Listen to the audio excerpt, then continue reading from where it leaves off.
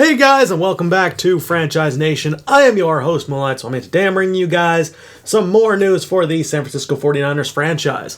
We do have a gap between the games against the Rams and at the Oakland Raiders. So, without further ado, let's see the results of the game that we had as we faced the Seattle Seahawks from Levi Stadium. So let's take a look over, and we did win the game, 34-17. We now hold sole possession of first place because that is awesome. That's just insane.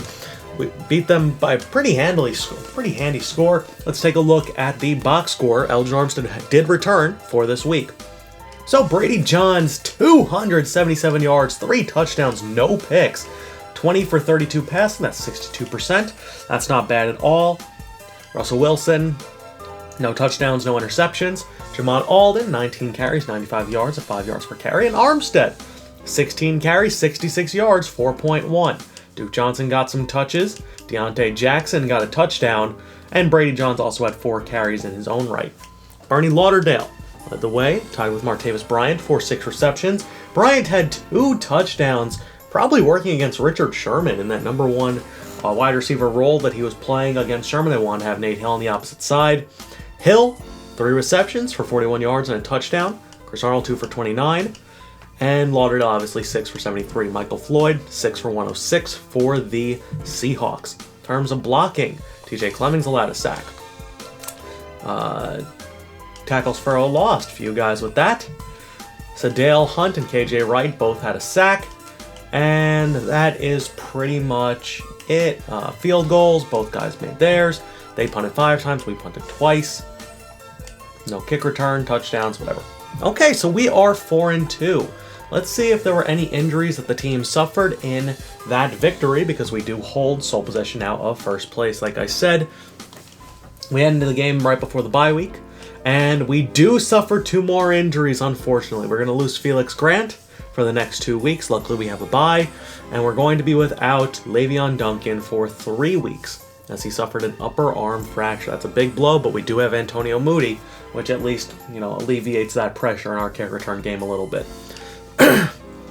So, after the bye week, we'll have both Boone and Grant most likely back. Eric Reid, Lynch, and Duncan probably will be on the other side of that bye week, but regardless, it's not the end of the world. We do still have a decent roster going for us in terms of offensive line. It seems that Josh Wells will be our starting left tackle for this week against the 1-5 Oakland Raiders. So before we do anything, let's go into the, let's look at the stats. Let's look at the stats for our team so far on the season. Brady Johns, 1,500 yards, 11 touchdowns, 7 interceptions at 61%. He's been sacked 11 times through 6 games. Jamal Alden, 132 carries, 858 yards, and 6 touchdowns through 6 games. So let's extrapolate that a little bit. Let's take that 143.0 and multiply it by 16. That puts him on pace for 2,300 yards. That's something to watch. Duke Johnson has 4 touchdowns. And Elgin Armstead's finally getting on track, 16 carries, 61 yards, now that he's finally healthy, in a secondary role to Jamal Alden. In terms of receivers, Martavis Bryant leads the way with 30 receptions. Big free agent signing, he's done a lot of good, 402 yards. Bernie Lauderdale, 25 for 360. Does not have a touchdown yet, but he's getting a lot of targets as well. Nate Hill, 24, 323. He's our leading receiver in terms of touchdowns. And he's been pretty good in terms of run after the catch. But look at Bernie Lauderdale, 172 yards after the catch. That's pretty impressive. Kris Arnold, 18 for 229. And then we move down the list a little bit. Jamon Mason's in there. Elgin Armstead, Clive Walford is yet to be targeted. But, I think that's pretty good. In terms of blocking, we do have 4 sacks allowed for TJ Clemmings, 2 for Dorsey, and 1 for a few other guys.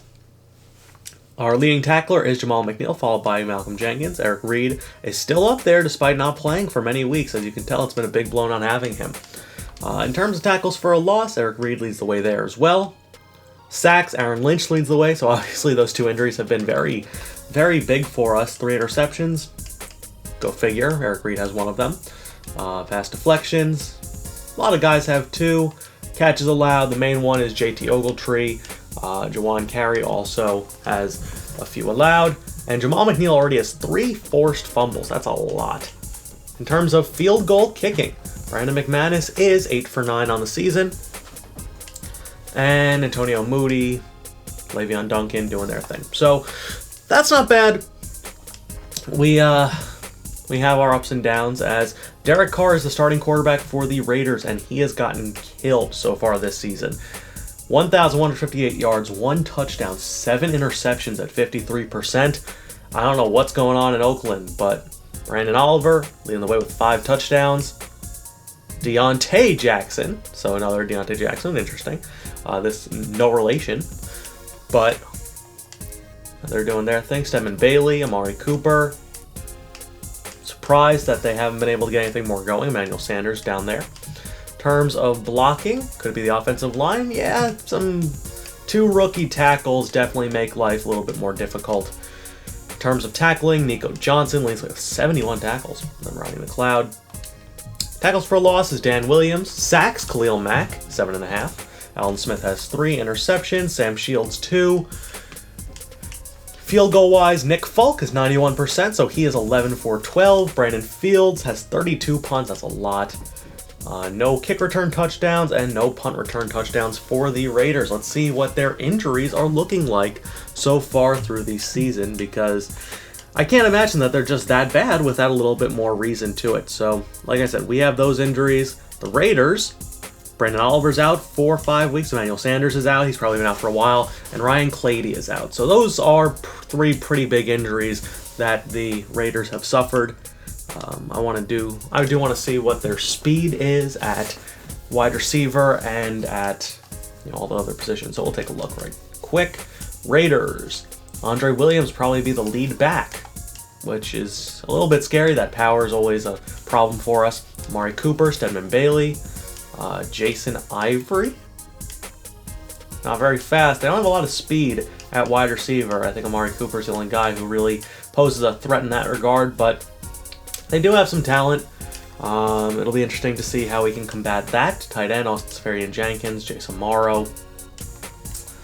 At corner, any speed there outside of Sam Shields, who we know is pretty fast. 92 speed, Sean Mason's alright. Okay, so nothing too extravagant across the board for the Raiders. But they're not a very good team, but it is a Bay battle. It's going to be at home, which is great. Now we're going to scout some players and see. Actually, let me see if there's anybody that needs to be written down before we get any further, because as you know, I like to write down all those players who end up being in draft stories. I think that they have a nice little appeal to me as potential guys who could be really quite interesting, to say the least. So we will see how that goes, but let me just...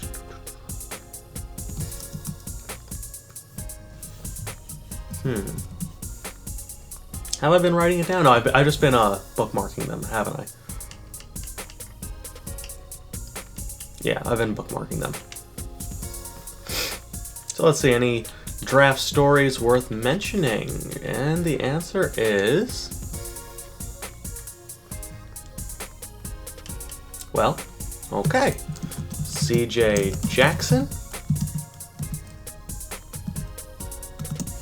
Okay, looks like an offensive tackle. And Jarrell Paul, I think we already looked at him. And yeah, okay. So those are those 3 guys, but we'll make sure to start with CJ Jackson, see where he's fitting into this whole scheme of things. I'm assuming he's a left tackle? No. Okay. Oh, CJ Jackson, okay. He's a center. Not bad. Jarrell Paul, I'm assuming we already had bookmarked. Yeah. So I think we're going to start looking at... did we look at corners yet? Yeah, we started looking at corners.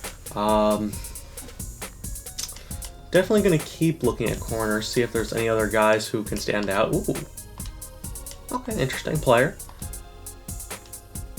2 guys with really good zone coverage late, but nothing else too spectacular. Okay. I mean, that's a good player for a 7th round selection. That might be someone who we want to look into. In terms of potential players that are leaving, I think it would be worth looking at some 3-4 defensive ends, guys who might be good inside, who we can potentially have replace Elgin Armstead if he does leave. I think that's always a possibility when you have someone in a contract year, that you have to be a little bit careful with it. So we'll scout a few of those guys, but I mean, that's not too bad. We got some scouting in. And I think that's about it. So you guys are going to see this game against the Oakland Raiders next time, which will be on Wednesday. So I'm excited for that. Hopefully we can overcome losing another left tackle. Brady Johns, by the way, with his statistics, with the way he's been playing, I'm not sold. I think that we'll definitely have to revisit how he does going into this week. His 3 fumbles puts him at least putting him in clear danger of at least 10 turnovers, and it's probably more than that. You don't expect too much out of a rookie, but it might be worth seeing what Mack Kenny can do. But at the same time, you don't want to jeopardize the rhythm of the offense, because it'll be, throwing a new quarterback into the mix, and he really hasn't had too much time with the team in terms of first-team reps, because Brady, well, he won the job. So, these guys have gotten pretty much accustomed to his style, being Brady Johns. So, it's a little bit interesting to see that direction. But all in all, I'm pretty sure we are good. I do want to make sure that Duke Johnson is not getting too many reps. So I'm going to make sure the 3rd down back. Okay, yeah, he shouldn't be anywhere near anyway.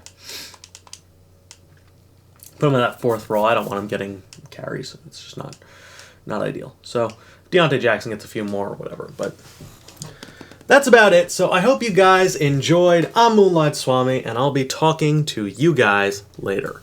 Peace.